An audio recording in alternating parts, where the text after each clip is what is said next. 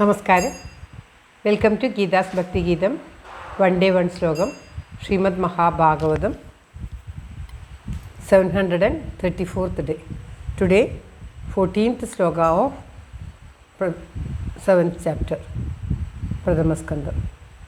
For details please see the description box.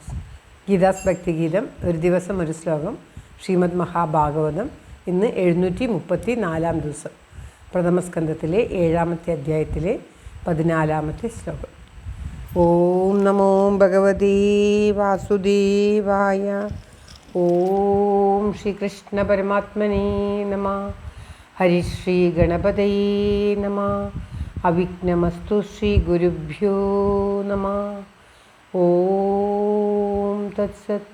കൃഷ്ണം നാരായണം വന്ദേ കൃഷ്ണം വന്ദേ വ്രജപ്രിയം. കൃഷ്ണം ദ്വൈപായനം വന്ദേ കൃഷ്ണം വന്ദേ പ്രദാസുതം. ശ്രീപരമാനന്ദനാഥനായി അദ്വൈതദീപമായി മോക്ഷേക്ഷു വൃന്ദമന്ദാരമായി കാരുണ്യവാരിധിയായി വിഭൂദേശനാം നാരായണൻ മമ മന്ദത മാറ്റണം. ഓം തത്സത്. നാരായണാഖില ഗുരു ഭഗവൻ നമസ്തേ.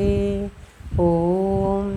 ശ്രീമദ് മഹാഭാഗവതത്തിലെ പ്രഥമസ്കന്ധത്തിലെ 7ാമത്തെ അധ്യായത്തിലെ 14ാമത്തെ ശ്ലോകം. ഭർതൃപ്രിയം ദ്രൗണിരിതി സ്മ പശ്യൻ കൃഷ്ണാസുധാനാം സ്വപദാം ശിരാംസി ഉപാഹരദ്വിപ്രിയമേവ തസ്യ തഗുപ്സിതം കർമ്മ വിഗർഹയന്തി. ഓം തത്സത്. ഭർതൃപ്രിയം ദ്രൗണിരിതി സ്മ പശ്യൻ കൃഷ്ണാസുധാനാം സ്വപദാം ശിരാംസി ഉപാഹരദ്വിപ്രിയമേവ തസ്യ തജുപ്സിതം കർമ്മ വിഗർഹയന്തി. ഓം തത്സത്. പദം പിരിക്കേണ്ടത് ഭർത്തു പ്രിയം ദ്രൗണി ഇതി സ്മ പശ്യൻ കൃഷ്ണാസുധാനാം സ്വപദാം ശിരാംസി ഉപാഹരത് തസ്യ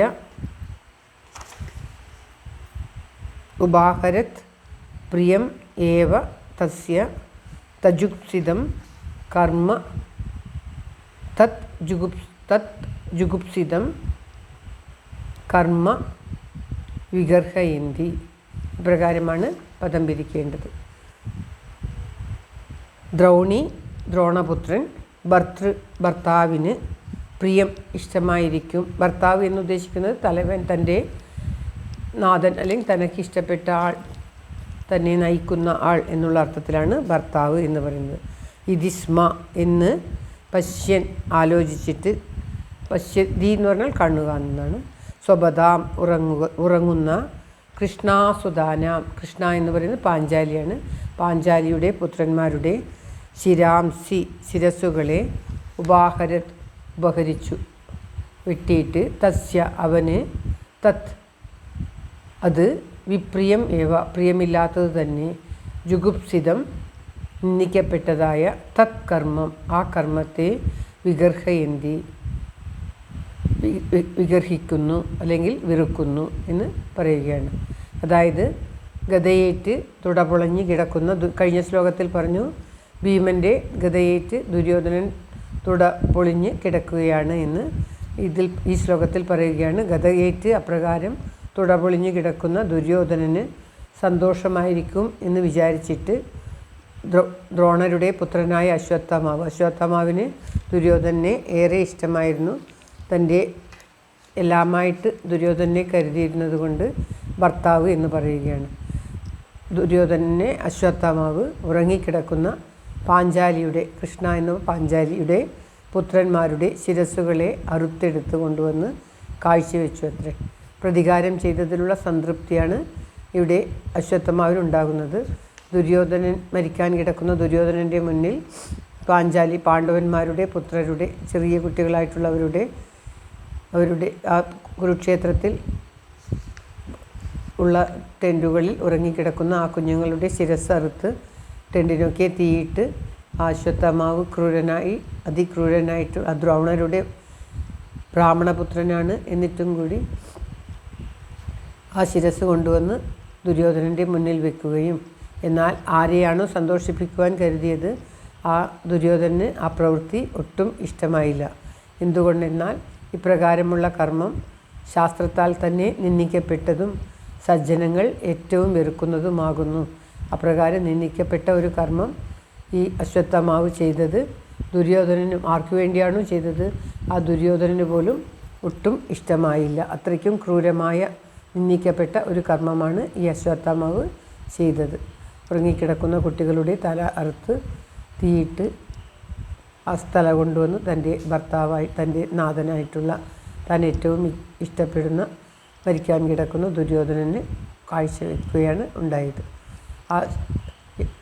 എവിടെ നിന്നാണ് ശ്രീമദ് മഹാഭാഗവതം ആരംഭിക്കേണ്ടത് എന്ന് ആലോചിച്ച ആ